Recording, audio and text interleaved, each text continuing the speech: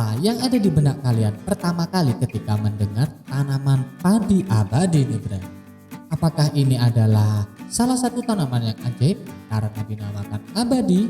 Atau apakah ini jenis tanaman yang terus-menerus produksi tanpa henti nih Bray? Nah, mungkin jika kalian berpikir seperti itu, daripada asumsi kalian kemana-mana, simak video surat kabar ini sampai habis nih Bray. Ribuan petani di Cina telah memulai menanam padi versi baru yang luar biasa, yang mewujudkan mimpi ilmiah lama nih Bray. Nah, tanaman padi ini disebut juga padi abadi karena tidak perlu ditanam lagi setiap musimnya nih Bray, melainkan muncul dari tahun ke tahun dari akarnya yang berumur panjang di dalam tanah.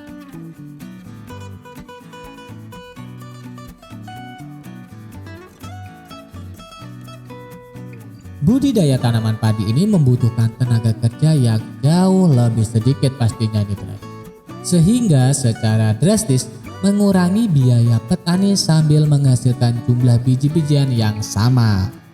Akarnya yang berumur panjang juga dapat memberikan manfaat lingkungan yang besar.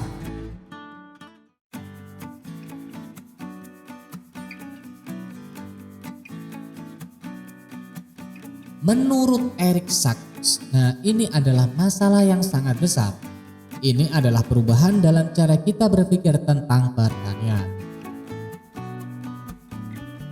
Nah, ahli genetika tanaman di University of Illinois Amerika Serikat yang berkolaborasi dengan para ilmuwan Cina dan ikut menulis pada studi padi baru ini nih Bray. Nah, ini adalah jadi kolaborasi antara ilmuwan University of Illinois Amerika Serikat yang berkolaborasi dengan ilmuwan di Cina nih Bray untuk menciptakan tanaman padi abadi ini. Nah, menurut Sachs dan beberapa ilmuwan lain berharap tanaman padi versi baru ini menjadi pendahuluan dari tanaman tahunan masa depan lainnya yang akan mengubah landscape pertanian, melestarikan tanah yang rentan, dan memperkaya ekosistem alami.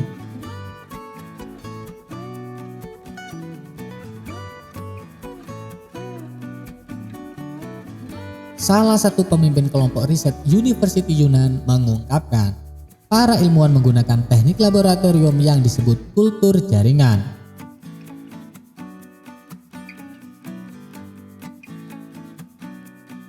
Untuk menumbuhkan tanaman padi hibrida baru hasil silangan varietas padi konvensional dengan kerabat padi yang tumbuh liar di Afrika ini nih Bray.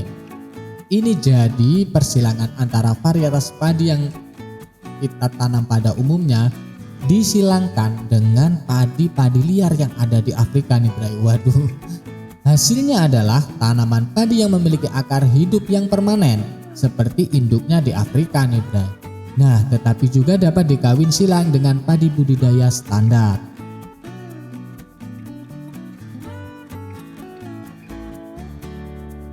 Nah, pada tahun 2018 para peneliti akhirnya mendapatkan padi yang diinginkan nih Bray, atau sesuai spesifikasi yang mereka rencanakan.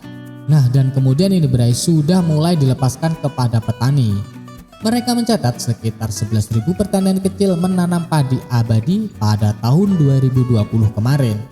Nah, di era total sekitar 9.000 hektar.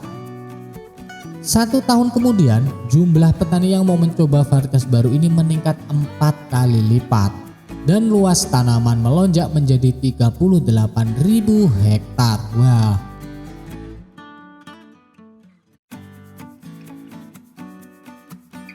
Wah, 1 tahun saja ini sudah 4 kali lipat meningkat permintaannya nih Bray. Berarti mungkin benar-benar istilahnya dari segi apapun padi yang disebut padi abadi ini benar-benar menguntungkan gitu ya kan.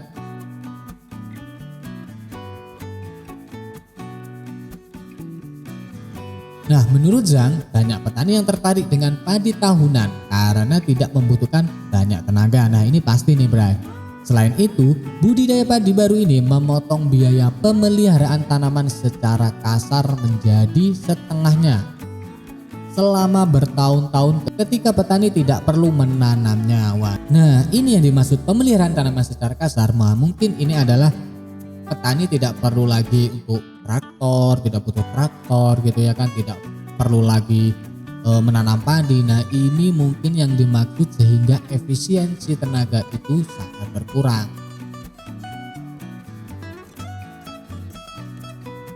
Nah, ini mungkin yang dimaksud untuk biaya juga sangat menjadi minim nih bray. Akan tetapi padi abadi ini tidak selamanya menghasilkan panen yang melimpah. Dalam uji coba lapangan, hasil turun setelah 4 tahun produksi termasuk 8 musim tanaman. Pada saat itu petani perlu menanam kembali. Jadi tidak melulu dikatakan abadi itu secara terus menerus nih bray. Jadi ketika 4 tahun ini sudah mulai produksinya itu sudah mulai menurun gitu ya kan. Jadi untuk tahun kelimanya itu juga perlu ditanam kembali. Biar apa? Biar hasilnya nanti juga semakin melimpah lagi gitu loh.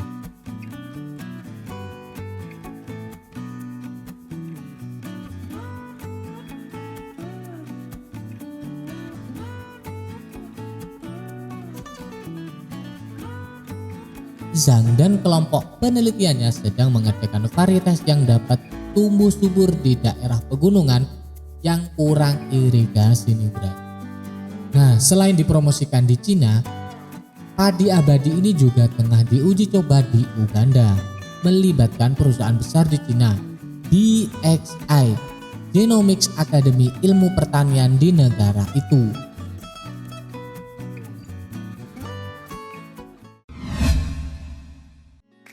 Nah, gimana nih pendapat kalian nih bray mengenai beras abadi ini atau padi abadi ini nih bray? Akankah benihnya juga dapat diproduksi massal dan dapat ditanam di seluruh penjuru dunia, khususnya Indonesia, atau nanti malah dicekal oleh perusahaan-perusahaan produksi benih nih bray? Nah, biasanya kita tahu kalau ada inovasi yang seperti ini, wah ini kan banyak yang tidak suka gitu ya kan. Nah, ini menurut kalian bagaimana? Nah, tinggalkan tanggapan kalian di komentar. Nah, mari kita sharing-sharing mengenai kemajuan teknologi pertanian nih bray. Nah, mungkin sekian dulu pertemuan kita kali ini. Sampai bertemu dengan Joni di channel Surat Kabar selanjutnya. Bye bye.